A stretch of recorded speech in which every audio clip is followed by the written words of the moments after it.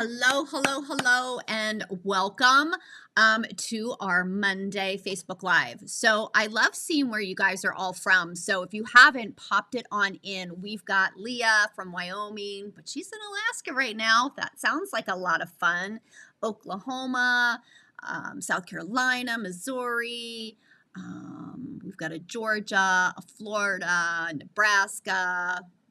Love, love, love seeing all of that. So you guys might not know, but I'm here in Pennsylvania, actually outside of Philadelphia, and it is half kind of gloomy, thinking about rain in here, not quite sure.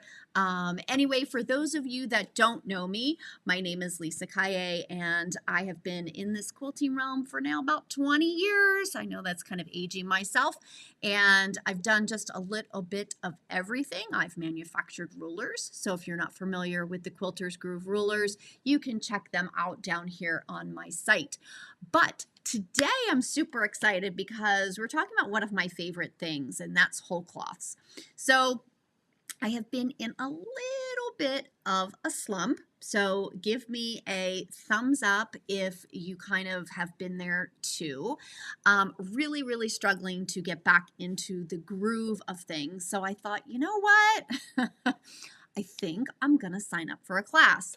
So I actually signed up for Lady Jane Quilting's mystery whole cloth. So there's really no hiding the fact that I'm not the world's best piecer, and it's not my first love. So I definitely love the quilting part. So this class kind of intrigued me a little bit, and a bunch of my members of Tribe have taken it, and I saw what other people were doing, and I was just like, okay, maybe I just need somebody to kind of hold my feet to the fire a little bit. So I've made whole cloths before. I teach on how I create whole cloths, so I'm super interested to see how Talene does. So if you are at all interested in going along this journey, a lot of the Mondays, I think for the next couple weeks, hopefully I'll be talking about my progress. Hopefully there's progress. So that's kind of what my thought process is, and I'm hoping that you guys can help me get into the swing of quilting again.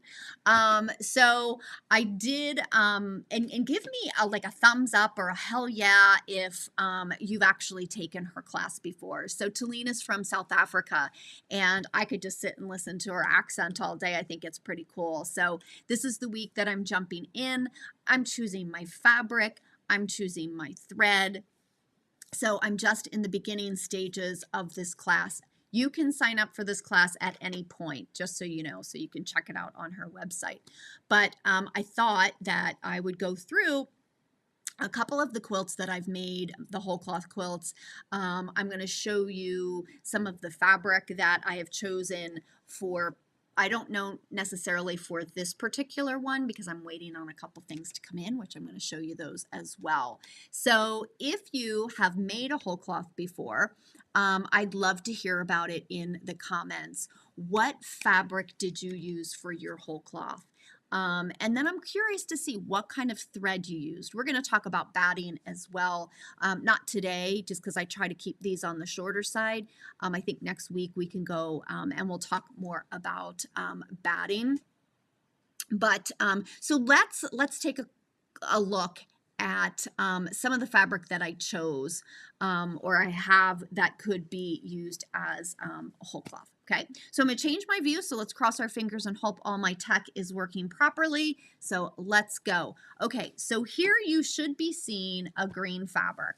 So if you are not seeing a green fabric, say, Lisa, your tech is not working.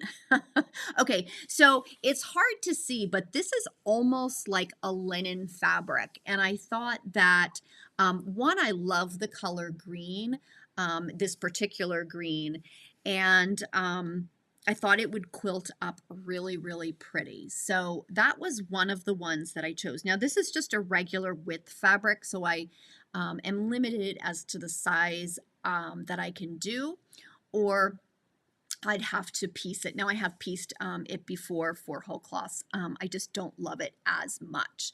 So Teresa said she's just started doing a whole quilt, and for just now, yeah, she used cotton, and that is perfectly fine. You can definitely use quilter's cotton.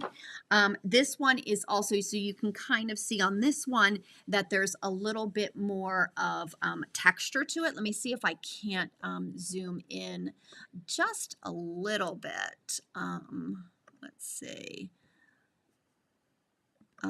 But this one also, like, I just loved the look of this one as well. So I think this one might be a good one. Again, still the regular 44 inches wide fabric. Now we come to the fun stuff, right? Now I've done a couple of quilts with this. This is called Radiance, and it's by Robert Kaufman, and it is a cotton silk blend. So this is like a light blue. So I have enough of this that I could do my whole cloth in this. Not sure. And then I have this gray Radiance as well. Now I've already done a quilt with the gray Radiance. One of the things that you want to consider if you're using this particular fabric for your whole cloths is you can see it's almost like kind of like a silk or a satin, and it shifts and moves relatively easy. So something that's going to help you here is if you actually you stabilize it. Before you try and mark it and quilt it, and then it's a little bit easier. And I can't remember because I did it on another one, and I can't remember the stabilizer that I used for it, but basically it's just like, you know, an iron-on stabilizer. So those are the fabrics that I kind of you know, am leaning towards, and I'm trying to get back. So those are the fabrics that I'm kind of leaning towards. Has anybody besides myself used Radiance, or is pretty much everybody done like just with the cotton? I would love to know that. Teresa, I would love to see your whole cloth. Even though you said you just started, I would love to see your process of how you're going about doing it. So let's take a look at a couple of the whole cloths that I have already done. So this is, I use the gray Radiance for this one. This is a silver lining. Now this particular one is part computer and part freehand. So for those of you that do computerized quilting, I feel like it's the best of both worlds, right? So certain things you want to be really perfect. And so some of the center motifs there, those are done by the computer, and then like all the fill work and the cross hatching and a couple of the feather sprays, those are done freehand. So again, I love combining the two. Now I haven't turned my computerized machine on in I don't know how long, and I don't foresee myself doing it just because I really love the free motion. So yeah. So this is Crown Jewels. This is the first one that I did with Radiance. And there's things that I would do much differently for this particular, on this particular one. I designed this and I only drew out a quarter of the design. And I actually then, you know, when I marked it, I marked a quarter, a quarter, a quarter. And so I would do it much differently next time, because some of the joins, as you can see probably in the center, at like, you know, 12 o'clock, 3 o'clock, 6 o'clock and 9 o'clock, they don't join, the curve isn't as smooth as I would have liked. So I'll definitely do that a little bit differently next time. Okay, and then this one is I actually did on a cotton sateen fabric, and that was also really nice. This one, it looks like there's two different threads used, but it's just the density of the quilting that is different. So where you see that darker, or what looks to be darker thread, it is actually just the density that changed. This particular quilt won me my first place in Houston, so it's super special. and I used 6,000 yards of YLI silk thread. So I used it both in the top and the bobbin. So is a solid better than a modeled blender? It just really, Vicki, I'd say depends on what kind of look you're looking for. Do you know what I mean? For these particular ones, obviously, I just really wanted the quilting to really stand out. I think if you're using, you know, anything other than a solid, it doesn't quite give you the same look. So hi, Carol. Yes, I see you. Oh my gosh, I know. Yeah. So Carol's done both of the mystery whole cloth classes. So love that. So Vicki, for Talene's class, you are actually going to go, I think it's ladyjanequilting.au. I think that's what it is. Hold on, let me quickly check that out. I know it's not just .com. Lady Jane. Okay, it's ladyjanequilting.co.za. Okay, so that's where you can find Talene's class. Teresa, where do you post pictures? You can actually, it looks like you're on YouTube, but if you happen to be on Facebook at all, you can post pictures on the Quilters Groove. Thank you, Joanne. I'm going to, you could post pictures right on the Quilters Groove page. So you could do that, or you can just send them to me at lisahkaye at me.com, because I'd love to see those. So, you know, we talked about the fabric, right? But I also just purchased, which I'm so excited about, is Deborah Linker dyed fabric. So I am unsure at this point if I'm going to do this for the back or if I'm going to do it for the front. Okay, so I haven't decided. She's just being mailed out today. But if you aren't familiar with Deborah's hand dyes, they're absolutely gorgeous. I used it for the back of one of my my last quilt, which was Oh My Bleeding Heart. And I'm just going to quickly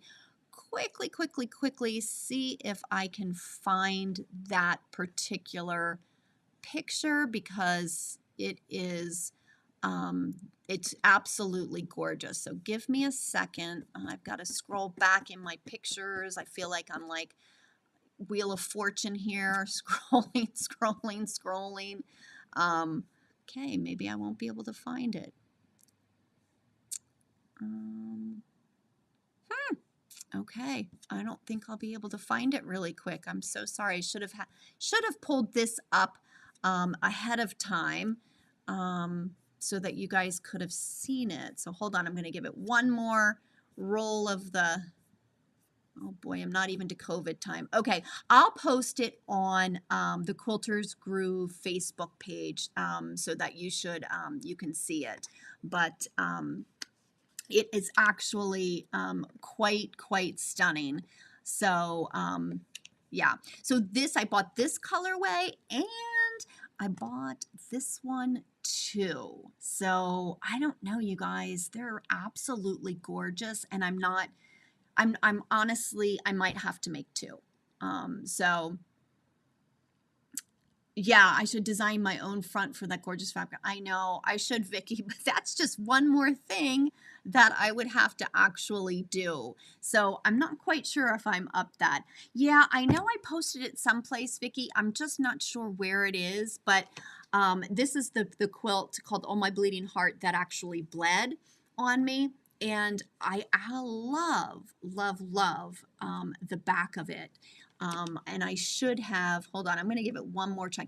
If you guys have any questions on whole cloths, just pop it into the comments, and I can address any questions that you guys might have as far as, you know, anything whole cloth related or anything else.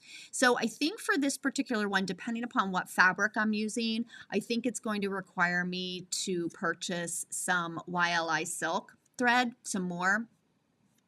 Not positive, but I'm such an Aurifil gal, and I have so many colors of Aurifil.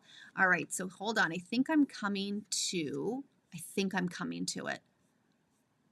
Hold on. Scrolling. Oh boy, it's back further than I thought.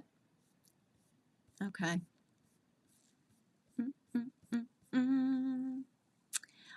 You can baste in sections if you want. So I'm on a long arm, so I pretty much don't baste it. I'm just starting, at the top and working my way on down. So I don't baste it. Oh, wait, here. Yep. Oh my goodness. What year did I do it in? Oh my goodness. Joanne, as far as batting, I am a Quilter's Dream girl. I absolutely love Quilter's Dream fabric. And what I do is I typically have a base layer of the Quilter's Dream Poly Select, and then I put a layer of wool on top of that. And I find that wool gives it quite a bit of definition, so I don't need to worry about like trapunto or fool around with anything like that, because I've done that, and that is just not my cup of tea. Not saying I will never do it again, because I'll never say never, but it's not something that I enjoyed. So that layer of wool gives me that good definition. Okay, hold on. I think I'm getting to it. It gives me that good definition that I like. With two battings, though, you really want to make sure that, you're kind of pulling and tugging and making sure your batting doesn't get tucked, which actually happened to me on Swan Song, and that was no fun. All right. I'm not quite sure what year I did this quilt in. Here we go. I keep thinking it's coming because I'll see a picture of it, and then it's like a gajillion other pictures before that. All right, here we go. I found it. Okay. Is my camera jumping around and bouncing? It's probably just me looking for something. Okay, so sorry about that, Vicki. It might be. Okay, let me see if I can pull this in. All right, so I'm just going to pull that in over my face. So that is the back, or one of them. So love that. Let me see if I can get the center one. Hold on, let's pull this one in. And that's the center. So it's so beautiful. And I don't think I have a picture of it though hanging all at once, but this is one of her hand dyeds as well. I remember telling her the colors that I needed and all of that. And she dyed this specifically for me, which was just absolutely amazing. So I'm just going to kind of go back through to see if I've got any more questions. I'm just going to reduce this down over here, put that off to the side. Okay, so what marking tools do I use, or is this design on a whim? No, I am very methodical about my my whole cloths and how I go about designing them. So as far as marking it, what I do is I will mark out the bones of the fabric. What I like to call the dividing lines. And then from there, all my feathers and things like that, I'm going to actually do freehand. I unfortunately suffer from Lisa can't follow a line. So if I mark all my feathers and things like that, I find that I don't stay on the lines, and I find I do much better freehand. So let's see, hold on. I'm going to go back to the top to see the, okay.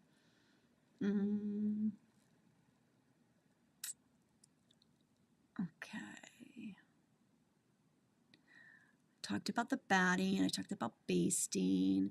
Okay, so Diane has this question.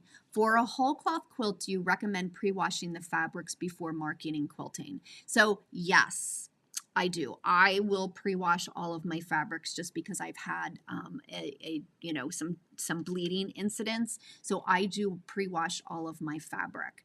Now, with that being said, the radiance I didn't. So I can't say I do all of it, but yeah, cottons I would definitely mark before marking and quilting it, wash it. What marking tools do I use? So I use what I call, they're called Marvy markers, and they're air soluble. So those ones I use for temporary marking. So if I'm like quilt is already on and I have to mark something, that's what I'm using. So I mentioned that my feathers I don't mark, but I might come in and say, okay, I want my feathers to come out to this area. I'm using the Marvy marker for that. For marking before I put it on the frame, I'm using the Fine Line Blue washout marker. I've never had an issue with that not coming out, but I do go ahead and try it on the fabric and make sure that it's going to come out. So I think that particular blue marker, let's see if I have it here. Yeah. So it's the water erasable fabric marking pen, and it's got like a nice fine point, if you can see that. And the thing that I like about that is the point doesn't fray. So I've gotten some at Joann Fabrics where the point will actually fray and you don't get a nice clean, crisp line. Not that it matters all that much, but I prefer these. So, do you use, okay, hold on. Do you use interfacing rather than embroidery stabilizer to secure? Yes. Yes, I do. It is a non-woven. And I can't remember the name of it. Typically I just go to Joann and I start kind of feeling which ones I like best, because I don't want something that's super heavy. I want something that's still a little pliable. So it's a pretty lightweight one, but it just gives that added stability for when I'm actually marking. The fabric isn't sliding all over the place. So yes, I do. Yep, Gina. So Gina had the same question about the interfacing. So I use the interfacing on the back of the fabric, so the wrong side of the fabric, and that is going to stay in there. It's not going anywhere. So when I quilt, it's going to be in there. And then Sherry has, did you center the backing to your front whole cloth? Yeah. So basically what I did was I measured how big the backing was and my top, right? Because I wanted the center to relatively be in the center. I wasn't like, it didn't have to be perfect, but I think it came out pretty darn close. So I'll do the same thing. And we'll go back to, I think I'm leaning towards this particular one.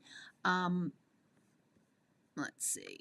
Yeah, I'm leaning towards this particular one just because I like those colors, and I will just make my whole cloth, just a little bit smaller than that, and cross my fingers and hope for the best. Now, this particular one would probably be amazing to use as the front of it. But I am not going to do that. I am going to, I think, use it as the back.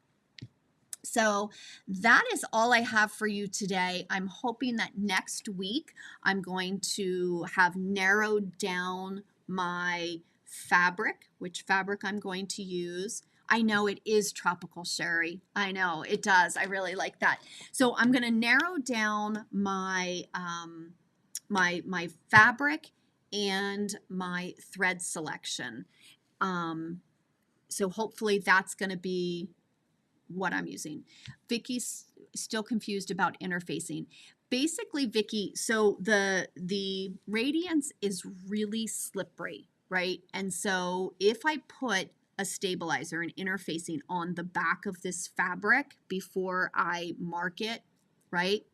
it's an iron-on interfacing, right? So I'm going to iron that on. It stays on there. It's not coming off. So you're not pinning it or anything like that. So no, there's no need to use any kind of fabric prep on the actual quilt top. So you just kind of quilt away. So beauty of whole cloths. Okay, so again, my homework, so you guys keep me on track here, is I'm going to have my fabric and my thread all picked out, and that's my goal. Crossing my fingers, and then if I have any kind of progress report as far as my design and stuff like that, then I will update you on that as well. So thank you guys for joining me. No, Joanne, real quick. I do not use interface on the backing fabric. Don't do that. So, alrighty. So I will see you guys all here next week. Next Monday, Vicki. Next week I will have my fabric selection all narrowed down. So, all right, you guys have a fantastic day, and I will see you next Monday at 1 p.m. Central Time. All right, you guys have a fantastic week. Talk to you later.